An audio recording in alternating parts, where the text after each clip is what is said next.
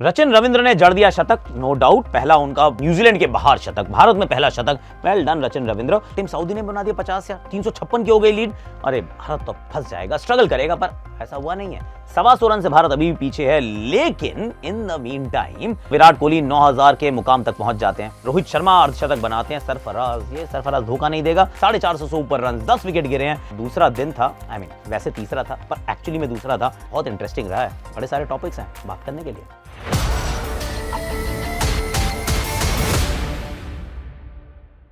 बहुत बड़ा माइलस्टोन है ये। क्योंकि 9000 टेस्ट रन यार, इनके ऊपर कौन कौन है? The great Sachin Tendulkar, the great Rahul Dravid, the great Sunil Gavaskar. तो अगर आप उस सूची का हिस्सा हैं तो फिर आप ये मान के चलते हैं ना कि दिस इज फिनोमिनल। और ये 2011 से 2024 तो 13 साल तो आपको लगे, 197 पारियां आपको यहाँ तक पहुंचने में लगी। कंसिस्टेंसी के बिना नहीं हो सकता है, वो क्लास के बिना नहीं हो सकता है, वो अडेप्टेबिलिटी के बिना नहीं हो सकता है, वो हाइज और लोज भी तो है ना। क्योंकि करंट अगर आप कॉन्टेक्स्ट में देखें तो इस साल की पहली उनकी हाफ सेंचुरी है।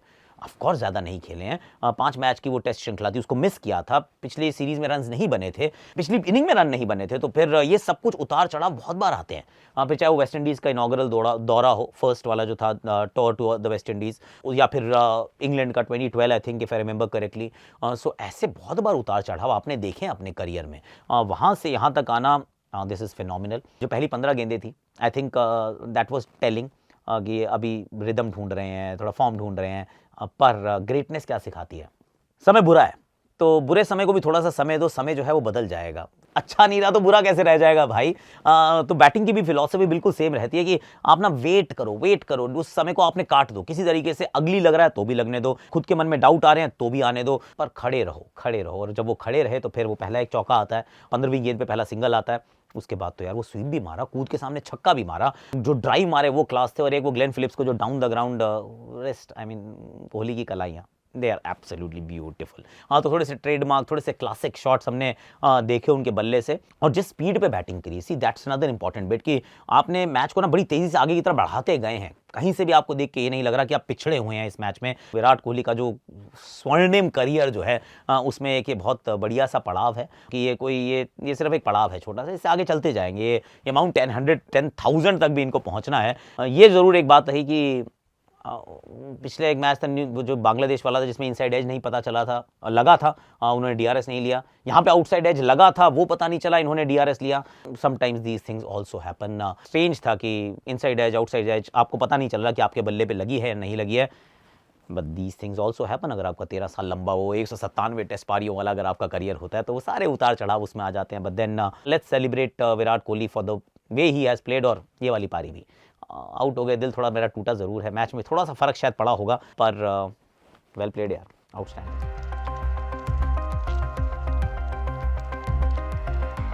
बिल्कुल सही सवाल है, क्योंकि एक ज़माना हुआ करता था कि हम लोग जाते थे भैया काउंटी क्रिकेट खेलने, क्लब क्रिकेट खेलने, क्योंकि जीबीपी यानी कि ब्रिटिश पाउंड जो था, ग्रेट ब्रिटेन का जो पाउंड था, उसकी बड़ी वैल्यू हुआ करती थी। बाकी जगह क्रिकेट होती नहीं थी। गर्मियों में आप वहाँ जाते थे, पैसे आप कमाते थे, क्रिकेट आप खेलते थे, और फिर वहाँ से आप कुछ सीख के आते थे। वहाँ से आप प्रोफेशनलिज्म सीखते थे, उन परिस्थितियों को समझना सीखते थे। जैसे हमने ज़हीर खान को देखा, कम बैक के लिए वहाँ गए। राहुल द्रविड़ तो स्कॉटलैंड में खेल के आए थे यार। ऐसे बहुत सारे एग्जाम्पल्स हैं जो वहाँ जाते थे, वहाँ से सीख कर आते थे। अब सब इंडिया आ रहे हैं, INR जो है बड़ा इंपॉर्टेंट हो गया है, इंडियन रुपी, तो वो अब जो है लोगों को यहाँ लेकर आ रहा है। और इस टेस्ट मैच ने भी हमें यही सिखाया एक्चुअली कि चाहे आप डेवन कॉनवे की बात करें या फिर रचिन रविंद्रा की बात करें, अब ये दोनों यहाँ पर खेलते हैं। अगर आप चेन्नई में खेलते हैं, इनफैक्ट रचिन तो CSK की अकेडमी में प्रैक्टिस करने गए थे इस सीरीज से पहले, तो श्रीलंका आप खेल के आए, ऑफकोर्स वहां से थोड़ा फायदा हुआ। पर डेवन कॉनवे ने जिस तरीके से स्पिन खेली, रचिन रविंद्रा ने तो स्पिन, क्या खेलता है बंदा यार।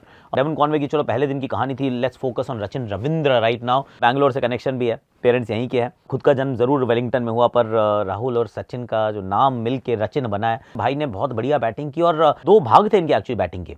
फर्स्ट हाफ जो था 50 रन बड़ा धीमे धीमे बनाए, क्योंकि उस समय वो जरूरत थी। फिर जैसे ही सामने से विकेट गिरनी शुरू हुई, डैरल मिचेल आउट होते हैं, उसके बाद ग्लेन फिलिप्स आउट हो जाते हैं, टॉम ब्लंडल उसके बीच में आउट हो जाते हैं, तो सडनली यू रियलाइज कि अब कोलैप्स हो रहा है। पेनी अप द एंटे यार, क्या बैटिंग किया, कदमों का इस्तेमाल करके आप शॉट लगा रहे हैं, अगेंस्ट द स्पिन आप शॉट लगा रहे हैं। एक आधे शॉट में तो पीछे फील्डर थे यार, पीछे फील्डर खड़े हो, उसके बीच में बैकफुट से ऐसे करके मारा, बीच में चौका। He is a very good talent. ये मैदान पे ऑलरेडी एक ODI शतक भी इनके बल्ले से आया था, तो मैदान भी पसंद है। भारतीय गेंदबाजों से उनको कोई दिक्कत नहीं हुई, spin did not trouble him even one bit. Of course pitch की कंडीशन जो थी अभी वो बैटिंग के लिए बहुत अनुकूल थी, पर इस बात में कोई डाउट नहीं है कि अगर आप यहाँ पे आते हैं, आईपीएल खेलते हैं 2 महीने, फिर प्रैक्टिस भी आप यहाँ पर करते हैं, ऑफ कोर्स डिफरेंट फॉर्मेट है, डिफरेंट गेंद होती है, पर परिस्थितियां सेम होती हैं और उसकी आपको एक बार अगर आदत पड़ जाए ना तो उसका लाभ तो ज़रूर होता है। तो फिर yes, IPL is turning out to be the new county. जो यहाँ आएगा, यहाँ से सीख कर जाएगा, तो उसको वापस आप इंप्लीमेंट करने के लायक तो बन पाते हैं, इसमें तो कोई डाउट नहीं है। ये आउट ऑफ सिलेबस क्वेश्चन आ गया बिल्कुल। टिम साउदी यार चल क्या रहा है, इतने छक्के मार दिए, वीरेंद्र सहवाग से ज्यादा छक्के मारे भाई ने टेस्ट क्रिकेट में। पहली बात तो ये समझ में नहीं आ रहा था कि ऐसा कैसे हो गया, पर जब आपने उनको बैटिंग करते हुए देखा तो आपको लगा रहे भाई बिल्कुल ठीक कर रहे हैं। एंड आई थिंक वहां पे 2 चीजें हुई। एक तो ये कि इंडिया स्टार्टेड बिलीविंग कि अपने आप हो जाएगा, अब ना टिम साउदी आ गया है, 1-2 लप्पे मारेगा, आउट हो जाएगा। कई बार आप शॉपिंग के लिए निकलते हैं बाहर की, चलो विकेट खरीद लेता हूँ, थोड़ी फ्लाइट फेंक लेता हूँ, थोड़ा ऐसा कर लेता हूँ क्योंकि विकेट आने वाला है। पर उस सोच के साथ जब गेंदबाजी की गई तो टिम साउदी छक्के पे छक्के मारते रहे यार। 4 तो उन्होंने छक्के मार दिए, वो फास्ट बॉलर को भी मारे, उन्होंने स्पिनर को भी मारे। अगर वो 50 बना जाते हैं, 50 नहीं एक्चुअली 60 से ऊपर चले जाते हैं, तो इसका अर्थ है कि आपकी टीम बहुत पिछड़ जाती है। टेल को आउट करना इज एन आर्ट। अमूमन हम फोकस करते हैं कि आपके स्पिनर्स आते हैं, हमेशा काम कर जाते हैं, पर इस बार एक तरफ रचिन खड़े हुए थे और सामने टिम साउदी ने वो वाला मौका ही नहीं दिया। डिफेंस में थोड़ा कभी कभी भागे का साथ, पर बैटिंग अच्छी की और मुझे ऐसा लगा कि शायद थोड़ा सा लेट भी कर दिया। फास्ट बॉलर को थोड़ा सा जल्दी ला सकते थे। वो 80 ओवर तक का इंतजार I thought was not right, for simple reason already आप मैच में बहुत पीछे हैं। थोड़ा सा और आप 10 ओवर का वेट करने का समय ही नहीं है आपके पास, तो जो करना है अभी करना है, तुरंत फुरत करना है। तो वहां हम थोड़ा सा पीछे रह गए और टिम साउदी भैया टिमटमा रहे हैं यहाँ पर। मैं तो सोच रहा था बैंगलोर वालों के बारे में। Just a thought, think about it, spare a moment of thought for the RCB fans. इनकी टीम में जो होता है वो इनके लिए नहीं करता कुछ, इनकी टीम से बाहर जाता है, इनके अगेंस्ट हमेशा अच्छा करता है। आप ट्रेविस हेड को देख लो, ऐसे बहुत सारे एग्जांपल्स हैं। टिम साउदी जब इनकी टीम में तो छक्के खा रहे थे, जैसे ही यहाँ वो मैच देखने आए बैंगलोर के फैंस आ रहे कि अब टिम साउदी बैटिंग में थोड़ी ना, ये तो छक्के खाएंगे। उनका नहीं, यहाँ छक्के मारूंगा मैं। कभी नहीं मारे उन्होंने आरसीबी के लिए छक्के, लेकिन भारत के छक्के छुड़ा दिए भाई ने। गलत है ये, बहुत गलत हुआ, चीटिंग करता है तो। अब कहाँ खड़े हैं, कहाँ पहुंच सकते हैं, it's a phenomenal topic to discuss, क्योंकि शुरुआत बहुत अच्छी हुई है। 356 रन से आप पिछड़ रहे हैं।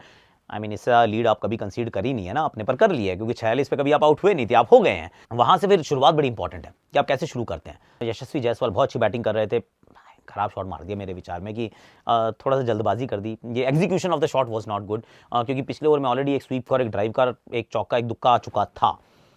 Went too early. Rohit Sharma was batting like a dream. क्या बैटिंग कर रहा था यार। आई मीन कमेंट्री पे तो मुझे लगा मैंने ही नजर लगा दिया है। मैं अपने आप को ही कचोट रहा था कि यार इनके काला टीका लगाओ यार, क्योंकि इतना अच्छा डिफेंस कर रहे हैं, इतने अच्छे सॉफ्ट हैंड से कर रहे हैं, कोई दिक्कत नहीं हो रही है। ऐसे करके भी चौका मारा है, पुल पे छक्का मारा है, ड्राइव पे चौके लगाए हैं। Rohit was looking $1 million. इसलिए बहुत निराश भी थे जब आउट हुए। बॉल रोल करती है 50 के स्कोर पे, वो आउट हो जाते हैं। फिर सरफराज आते हैं, साथ में मिलते हैं, और Sarfaraz on turning Indian pitches, ये तो टर्निंग थी भी नहीं, टप्पा नहीं डालने दिया भाई अजाज पटेल को। वो डालता था स्वीप मारता, डालता स्वीप मारते थे। फास्ट बॉलर अगर शॉर्ट बॉल डाल रहे हैं तो फिर वो थर्ड मैन पे, कीपर के ऊपर से। वेरी डिफरेंट प्लेयर, मतलब उनका अगर वैगन व्हील भी देखोगे तो सारा इस तरफ का होता है, वो सामने रन ही नहीं बनाते, वो पीछे की तरफ उन्होंने सारे रन बनाए। वेरी वेरी इफेक्टिव, और बता दिया कि इस खिलाड़ी को ना वो गेम की पल्स पता है, अपने खेल के बारे में पता है। Batting on 70 once again, outstanding. 125 run पीछे है भारत, अब यहाँ से आगे क्या ना। थोड़ा सा हम ड्रीम करने का, ma'am like you dare to dream. मैं उस सूची में हूँ शामिल। अभी 2 दिन का मैच बचा है और 125 रन आप पीछे हैं। पिच में अभी कुछ मदद है नहीं, क्योंकि फास्ट बॉलर्स नहीं हो रही ना, बॉल कोई विकेट नहीं मिली है ना उनको, तो इसी वजह से टॉस जीत के बैटिंग करना जरूरी था, क्योंकि ये जो बाद में फास्ट बॉलर्स के लिए कुछ नहीं बचने वाला इस पिच के अंदर। जैसे जैसे मैच चलता रहेगा और ज्यादा आपको तंग करती रहेगी।